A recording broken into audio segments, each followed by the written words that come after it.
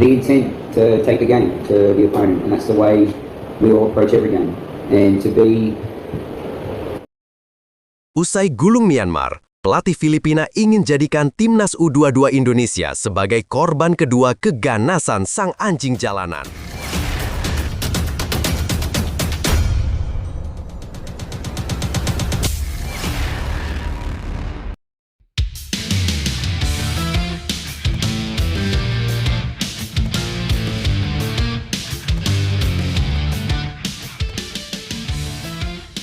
Usai gulung Myanmar, pelatih Filipina ingin jadikan timnas U22 Indonesia sebagai korban kedua keganasan sang anjing jalanan. Tepat pagi ini, langsung trending di ASEAN. Begini komentar gila pelatih Filipina jelang laga pertandingan timnas Indonesia U23 versus Filipina nanti malam. Timnas Indonesia U22 wajib waspada. Filipina bakal habis-habisan di SEA Games 2025. Apakah skuad Garuda mampu meraih 3 poin perdana? Begini faktanya. Tapi, Mimin minta tolong tonton video ini sampai selesai, agar tidak ada kesalahpahaman yang terjadi. Dan tak bosan-bosan juga, tolong like dan share video ini ke media sosial kalian, agar semua orang tahu apa yang sedang terjadi.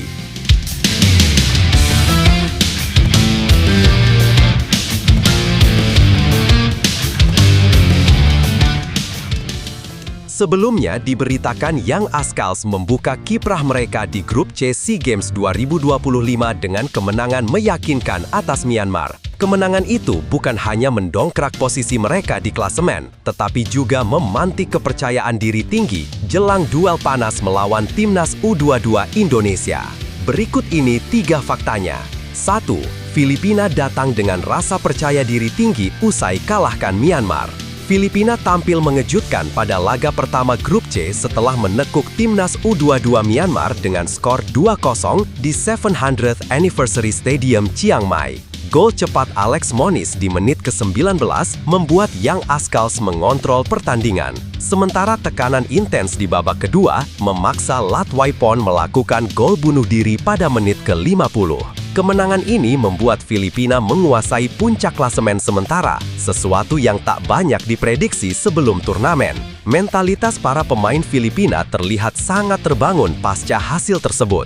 Mereka bukan sekedar mencuri 3 poin, tetapi memamerkan gaya bermain yang agresif dan efisien. Tak heran pelatih Gareth McPherson menyebut anak asuhnya tampil penuh semangat dan siap menghadapi lawan sekuat apapun. Momentum ini menjadi modal utama mereka untuk menatap duel kontra Garuda Muda. 2. Pelatih Filipina McPherson lempar psikologis, ingin jadikan Indonesia korban kedua. Menjelang laga kontra Indonesia, McPherson menyampaikan pernyataan yang terasa seperti saywar. Ia menyebut timnya berada di grup spesial karena dipenuhi tim kuat, termasuk Indonesia yang merupakan juara bertahan dan peraih medali emas SEA Games 2023. Namun, alih-alih gentar, McPherson menegaskan, Young Ascals datang dengan misi besar. Ia berkata, ini adalah grup yang spesial karena berisi tim-tim yang sangat kuat. Tapi, tim U22 Filipina memasuki SEA Games ke-33 dengan semangat yang besar dan siap membuat kejutan. Ucapan itu tampak menjadi sinyal kuat bahwa Filipina tidak hanya ingin bertahan hidup di fase grup. McPherson bahkan menegaskan keinginan timnya untuk mengalahkan Myanmar maupun Indonesia demi membuka jalan ke semifinal.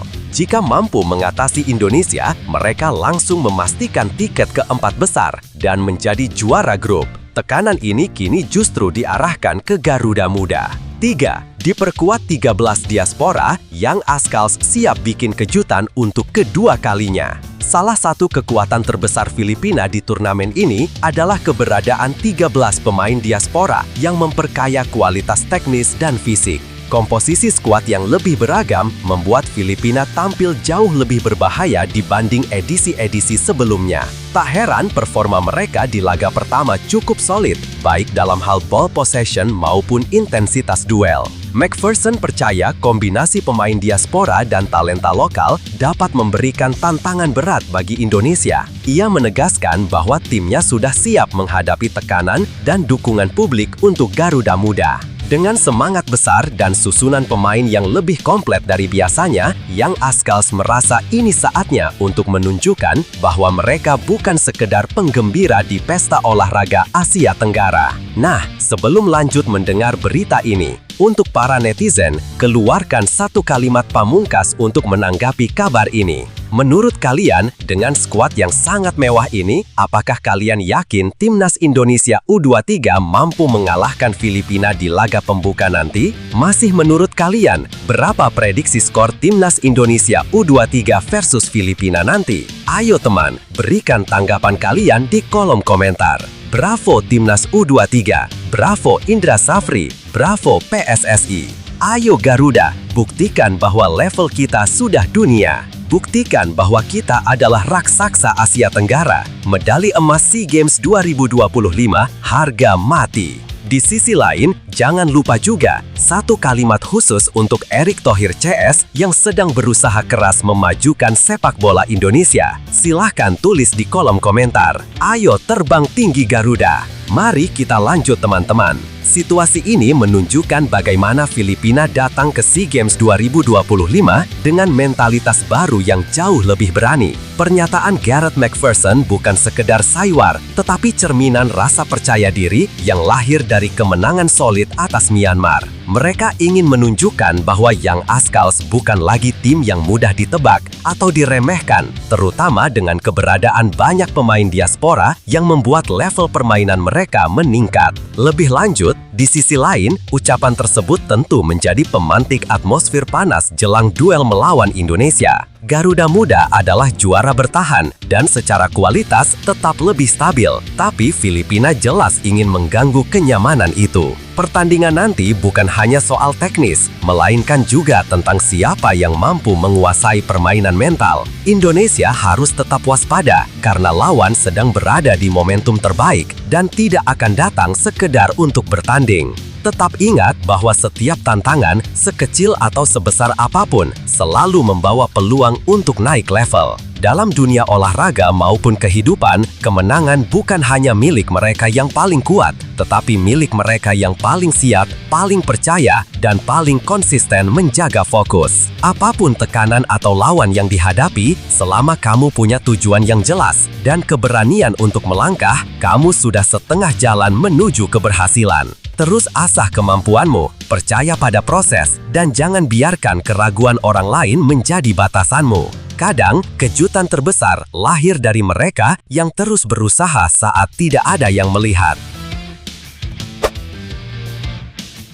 Breaking news, AC Milan kontak agen Timnas Indonesia Jay Itzes mendarat di San Siro pada Januari 2026. Raksasa Serie A itu dikabarkan sudah menghubungi agen kapten Timnas Indonesia Jay Itzes yang kini membela Sassuolo. Langkah cepat ini muncul karena Milan melihat potensi besar Itzes serta kebutuhan mendesak di lini pertahanan. Berikut ini 3 faktanya. 1. AC Milan membutuhkan bek baru untuk skema 3 bek yang kian menuntut. AC Milan musim ini tampil garang di jalur juara Liga Italia 2025-2026, namun ada satu persoalan krusial dalam tim asuhan Massimiliano Allegri, mereka kekurangan stok bek tengah. Dengan formasi 3-4-3 yang jadi ciri khas sang pelatih, Milan idealnya memiliki minimal 6 bek tengah dengan kualitas setara untuk mengarungi padatnya jadwal Serie A, Coppa Italia, dan kompetisi Eropa. Saat ini Allegri masih mengandalkan Matteo Gabbia, Fikayo Tomori, dan strahinya Pavlovic sebagai trio utama. Namun ketergantungan pada 3 nama ini membuat Milan rawan goyah begitu salah satu absen karena cedera atau akumulasi kartu. Kondisi ini membuat kebutuhan bek baru menjadi mendesak.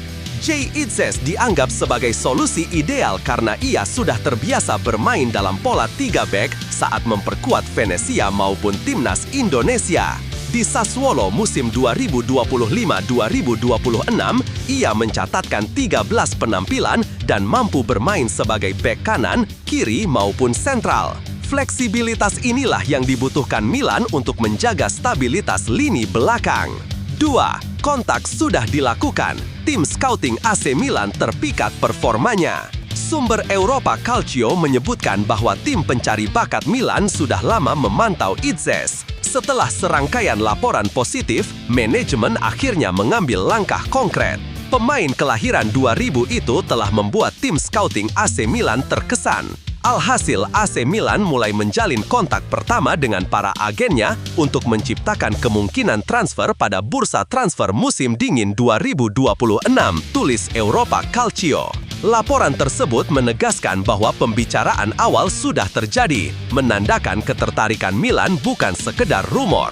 Jika proses negosiasi berjalan mulus, pintu menuju San Siro terbuka lebar bagi kapten timnas Indonesia itu. Bagi Milan, mendatangkan Itzes di usia emas adalah investasi jangka panjang untuk memperkuat identitas baru mereka di lini pertahanan. 3. Harga berpotensi melonjak, Milan ingin amankan Itzes sebelum terlambat.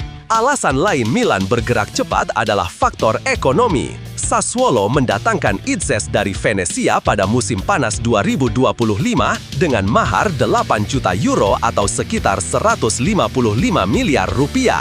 Jika dibeli Januari 2026, Milan diperkirakan hanya perlu mengeluarkan 10 juta euro atau sekitar 193 miliar rupiah. Namun, rumor dari akun laporan transfer @AC Milan Insight menyebutkan bahwa harga Itzes bisa meroket hingga 20 juta euro atau 387 miliar rupiah.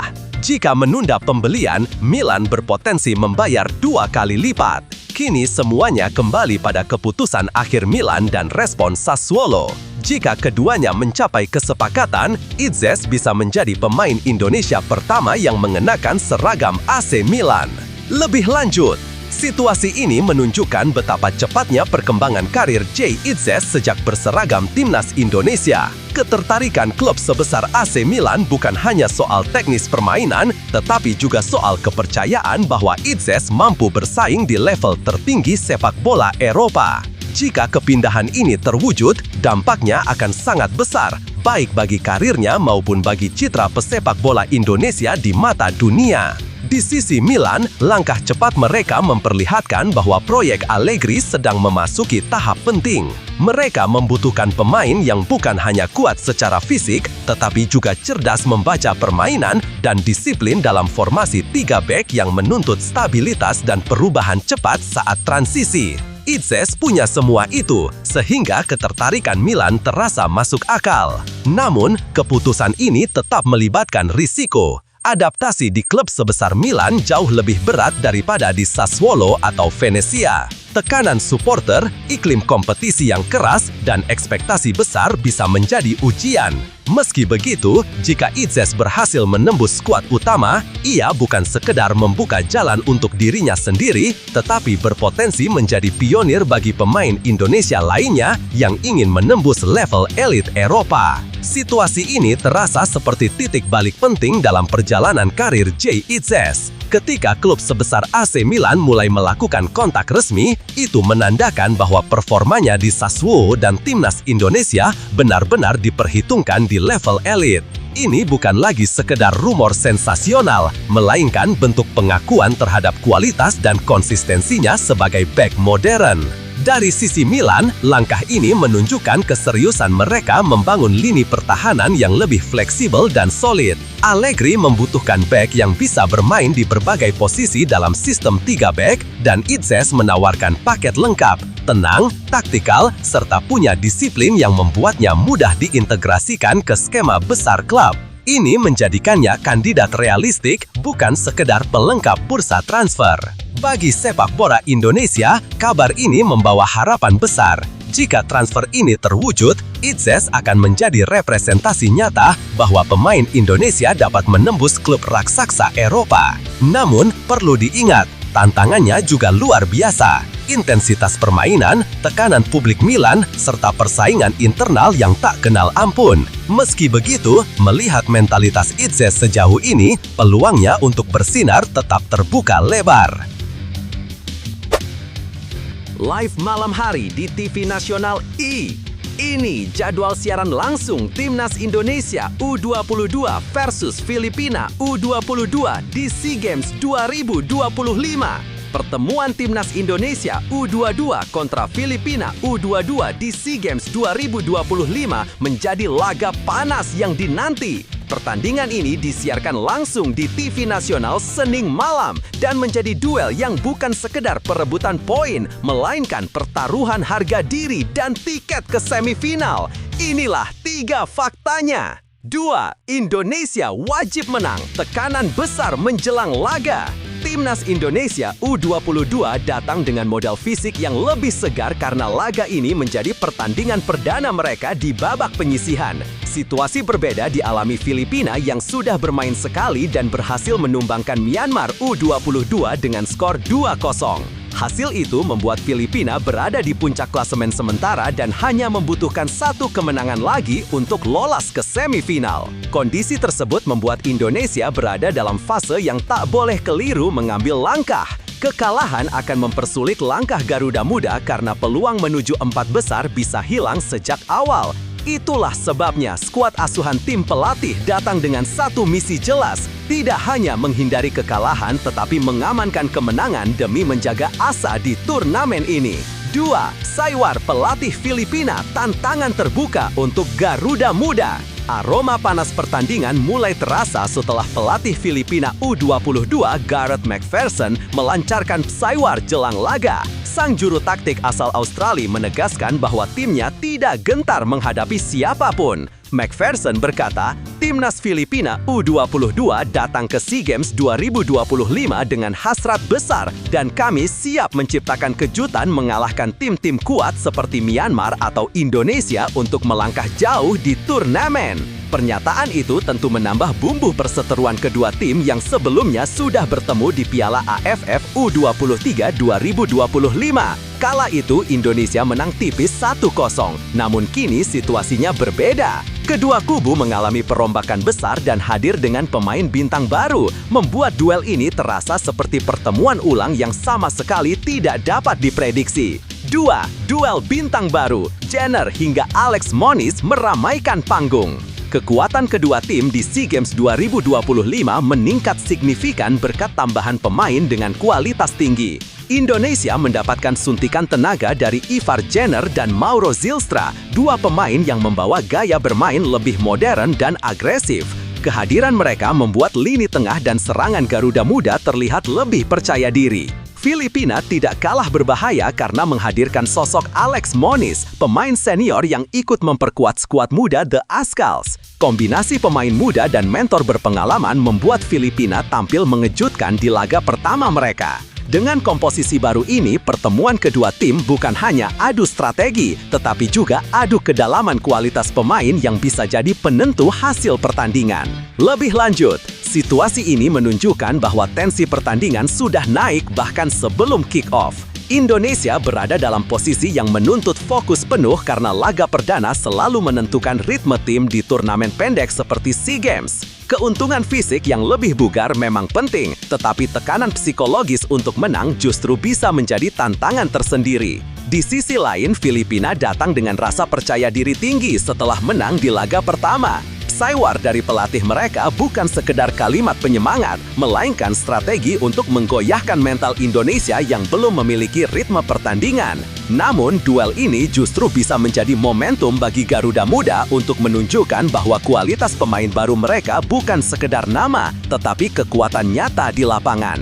Pertandingan ini ibarat cermin yang akan memperlihatkan apakah Indonesia benar-benar siap menjadi tim besar di level Asia Tenggara atau masih terjebak di tekanan laga pertama. Jika mampu merespon dengan tenang, peluang mereka untuk mengendalikan pertandingan justru lebih besar dibanding Filipina. Semangat! Setiap tekanan justru bisa menjadi batu loncatan menuju kemenangan yang lebih besar. Timnas Indonesia U22 sedang berada di momen penting dan seperti halnya perjalanan siapapun, langkah pertama sering terasa paling berat. Tetapi ketika keberanian dipadukan dengan keyakinan, hasil besar bisa lahir dari situasi yang tampaknya sulit. Ingat, kemenangan bukan hanya tentang skor di papan, tetapi tentang mentalitas untuk tidak menyerah sebelum peluit akhir berbunyi. Indonesia punya pemain berbakat, energi baru, dan dukungan luar biasa dari para pendukung. Jadikan ini sebagai bahan bakar untuk tampil tanpa ragu. Tidak perlu takut dengan psywar atau tekanan, karena justru dari momen penuh tantangan inilah para juara lahir. Percayalah, selama berani melangkah, peluang selalu ada. Terus maju, fokus, dan buktikan bahwa Garuda memang terbang lebih tinggi saat badai datang. PSSI diminta jangan terlalu sibuk lagi cari pemain naturalisasi untuk Timnas Indonesia. Sebelumnya, dipirikan, PSSI kembali mendapat sorotan soal maraknya pemain keturunan yang dinaturalisasi untuk memperkuat Timnas Indonesia. Kritik itu datang dari penasehat Semen Padang, Andre Rosiade, yang menilai fokus federasi justru harus diarahkan kembali ke akar pembinaan, bukan sekedar berburu talenta dari luar negeri. Menurutnya, inilah 3 faktanya. 1. Seruan stop sibuk cari naturalisasi baru. Andre Rosiade dengan tegas meminta PSSI menghentikan kebiasaan terlalu sibuk mengejar pemain keturunan. Ia menilai naturalisasi bukan hal yang harus dihapus, tetapi juga bukan pintu penyelamat cepat untuk membangun timnas. Dalam pandangannya, Indonesia terlalu mengandalkan jalan pintas, padahal fondasi terbaik untuk masa depan sepak bola berada pada kualitas pembinaan. 2. Pembinaan usia muda jadi kunci yang belum serius digarap. Menurut Andre, masalah utama bukan pada kurangnya talenta lokal, tetapi kurangnya sistem berjenjang yang kuat untuk membina mereka. Ia mengkritik bahwa PSSI baru memiliki kompetisi dari level U16, sementara idealnya pembinaan dimulai sejak U10. Dengan memulai dari kompetisi yang terlalu tinggi, banyak bakat emas yang seharusnya terpantau sejak dini akhirnya hilang. Andre berharap struktur pembinaan yang kini berada di bawah arahan Exco Pembinaan Usia Muda PSSI, Arya Sinulinga, dapat dibangun ulang secara menyeluruh. Ia menekankan bahwa kompetisi berjenjang, metodologi pelatihan modern, serta pemantauan pemain secara nasional harus menjadi fondasi bangsa sepak bola yang ingin tampil di Piala Dunia. 3. Efek gagal lolos Piala Dunia 2026 jadi pengingat penting. Indonesia mengerahkan sekitar 16 pemain keturunan untuk mengejar tiket Piala Dunia 2026. Namun hasilnya, timnas tetap terhenti di putaran keempat kualifikasi zona Asia. Menurut Andre, kegagalan itu seharusnya menjadi alarm besar bahwa naturalisasi tak bisa menjadi strategi utama. Ia menilai fokus pembinaan usia dini adalah jalan yang paling realistis dan berkelanjutan untuk mencapai mimpi besar seperti tampil di Piala Dunia 2030 atau 2040. Ia menuturkan, harapan saya di 2034 kita tidak lagi terlalu sibuk mencari pemain naturalisasi. Boleh ada naturalisasi, tapi jangan sampai mayoritas. Kita ingin kualitas pemain lokal meningkat melalui kompetisi usia muda yang terstruktur. Andre menambahkan bahwa kritikan itu bukan serangan, melainkan dorongan positif untuk masa depan sepak bola Indonesia. Ia menutup dengan pernyataan, ini kritik membangun dan saya yakin ini harapan mayoritas rakyat Indonesia. Lebih lanjut, situasi ini menunjukkan bahwa perdebatan soal naturalisasi memang belum selesai, tetapi arahnya kini semakin jelas. Kritik yang disampaikan Andre Rosiade menggambarkan kegelisahan banyak pecinta sepak bola yang merasa Indonesia terlalu sibuk mencari solusi instan. Naturalisasi memang membantu, terutama ketika tim butuh kualitas tambahan. Tetapi tanpa fondasi pembinaan yang kuat, Indonesia hanya akan membangun tim dari potongan-potongan, bukan dari rumah yang kokoh. Yang paling terasa adalah bagaimana kegagalan lolos ke Piala Dunia 2026 membuka mata bahwa strategi cepat tidak selalu efektif. Jika akar pembinaan tidak dirawat, hasilnya akan berulang. Pembinaan usia dini bukan hanya tentang mencari bibit, tetapi membentuk karakter, teknik, dan kultur sepak bola nasional yang kuat. Negara seperti Jepang dan Korea adalah bukti bahwa sistem pembinaan yang stabil jauh lebih berharga daripada mencari pemain jadi. Pernyataan Andre sebenarnya bukan sekedar kritik, tetapi alarm dan pengingat bahwa mimpi besar tidak mungkin dicapai tanpa kerja panjang. Jika PSSI mampu menyeimbangkan penggunaan pemain naturalisasi dan pengembangan pemain lokal, masa depan timnas bisa lebih cerah dan lebih mandiri. Perjalanan sepak bola Indonesia mungkin terasa berliku, tapi setiap kritik, kegagalan, dan tantangan justru adalah tanda bahwa kita sedang bergerak ke arah yang lebih besar. Ingat, perubahan besar tidak lahir dari hasil instan, melainkan dari langkah-langkah kecil yang konsisten dan keberanian untuk memperbaiki diri. Para pemain muda Indonesia ada di seluruh penjuru negeri, menunggu kesempatan untuk bersinar. Dengan sistem pembinaan yang lebih kuat, mereka bisa menjadi generasi yang mengangkat nama bangsa lebih tinggi. Tidak ada mimpi yang terlalu besar jika dikerjakan bersama dengan kesabaran dan visi jangka panjang. Terus percaya bahwa sepak bola Indonesia bisa melesat. Setiap langkah menuju pembinaan yang lebih baik adalah investasi untuk mimpi besar di masa depan. Yang penting kita tidak berhenti berharap, tidak berhenti memperbaiki, dan tidak berhenti mendukung Garuda untuk terbang lebih tinggi. PSSI-nya Korea Selatan turun tangan. Shin Tae-yong terancam sanksi atas dugaan kasus penganiayaan. Sebelumnya diberitakan, kasus tamparan Shin Tae-yong terhadap mantan pemainnya di Ulsan HD kembali mencuat dan kini menyeret perhatian Federasi Sepak Bola Korea Selatan. Situasi yang awalnya dianggap persoalan internal mendadak melebar setelah video kejadian itu beredar luas. Berikut ini 3 faktanya. 1. Pengakuan mengejutkan Jung Seung-hyun. Kasus ini mulai ramai setelah Jung Seung-hyun mengakui bahwa dirinya memang pernah ditampar oleh Shin Tae-yong saat masih membela Ulsan HD. Meski ia sendiri kaget karena rekaman video tersebut bisa tersebar, Jung tidak menampi kejadian itu. Kepada media Korea, ia bercerita bahwa momen tersebut membuat banyak orang dekatnya ikut khawatir. Ia mengatakan mendengar bahwa kapten tim Lee Chung-yong dan pihak klub akan membuat pernyataan resmi. Jung juga mengungkapkan bahwa tindakan semacam itu sudah tidak pantas lagi dilakukan di era sepak bola modern. Dalam pengakuannya, ia menyebut pelecehan fisik tetap saja pelecehan jika korban merasakan demikian dan menegaskan bahwa banyak pemain lain mungkin merasakan hal serupa. 2. Shin Tae-yong tidak membantah namun memberi penjelasan. Shin Tae-yong ikut buka suara dan tidak membantah kejadian itu. Namun ia menegaskan konteks tindakan tersebut adalah bentuk kedekatan antara pelatih dan pemain, bukan tindakan bermaksud menyakiti. Ia menyebut Jung Seung-hyun sebagai murid yang pernah bersamanya di Olimpiade dan Piala Dunia. Shin mengatakan bahwa saking dekatnya, ia mungkin mengekspresikan diri secara berlebihan. Ia juga menegaskan tidak mungkin menyerang pemain dalam pertemuan pertama setelah menjabat sebagai pelatih.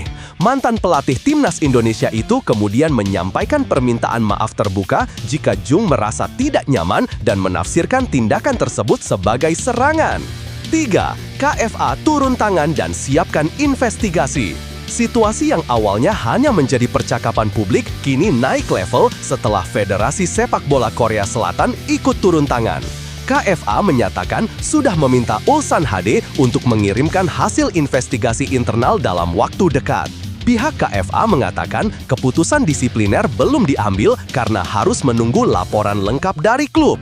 Namun, tidak menutup kemungkinan Shin Tae-yong bisa mendapatkan sanksi jika terbukti melakukan pelanggaran. Federasi berharap keputusan bisa diambil minggu depan setelah semua bahan investigasi diterima. Lebih lanjut, situasi ini memperlihatkan betapa rapuhnya batas antara kedekatan personal dan batas profesional dalam dunia olahraga modern. Apa yang dulu dianggap sebagai bagian dari budaya keras di ruang ganti kini dipandang berbeda karena standar perlindungan pemain semakin tinggi. Pengakuan Jung Seung-hyun bahwa ia merasa bersalah dan tertekan setelah video itu beredar menunjukkan bahwa tindakan kecil yang dianggap sepele bisa meninggalkan dampak emosional yang besar, terutama ketika mata publik ikut menilai. Di sisi lain, penjelasan Shin Tae-yong menunjukkan bahwa ia tidak memiliki niat buruk dan menganggap Jung sebagai murid yang ia sayangi. Namun, era sudah berubah. Cara komunikasi yang dulu diterima kini harus menyesuaikan dengan perkembangan zaman. Transparansi dari kedua belah pihak menjadi penting agar masalah ini tidak membesar menjadi konflik berkepanjangan. Langkah KFA untuk turun tangan menandakan bahwa otoritas sepak bola ingin memastikan standar baru ditegakkan dengan adil. Investigasi ini bisa menjadi contoh bagaimana federasi menangani isu sensitif secara profesional. Jika prosesnya dilakukan dengan jujur, kasus ini bisa menjadi momentum perubahan budaya dalam hubungan pelatih dan pemain di sepak bola Korea, bahkan mungkin Asia. Dalam situasi seperti ini, penting untuk melihat bahwa setiap masalah yang muncul selalu membawa peluang untuk tumbuh. Baik pelatih maupun pemain bisa menjadikan momen ini sebagai proses pendewasaan, bukan sekedar beban atau kontroversi. Tidak ada perjalanan yang mulus tanpa gesekan, dan justru lewat gesekan itulah karakter seseorang ditempa. Jika hari ini terasa berat, ingat bahwa seseorang hanya bisa menjadi lebih kuat ketika berani menghadapi kenyataan, meminta maaf bila salah, dan memperbaiki diri tanpa takut dinilai orang lain. Setiap langkah kecil menuju perubahan adalah kemenangan tersendiri. Teruslah bergerak, terus belajar, dan jangan biarkan masa lalu menghalangi potensi besar yang bisa kamu capai.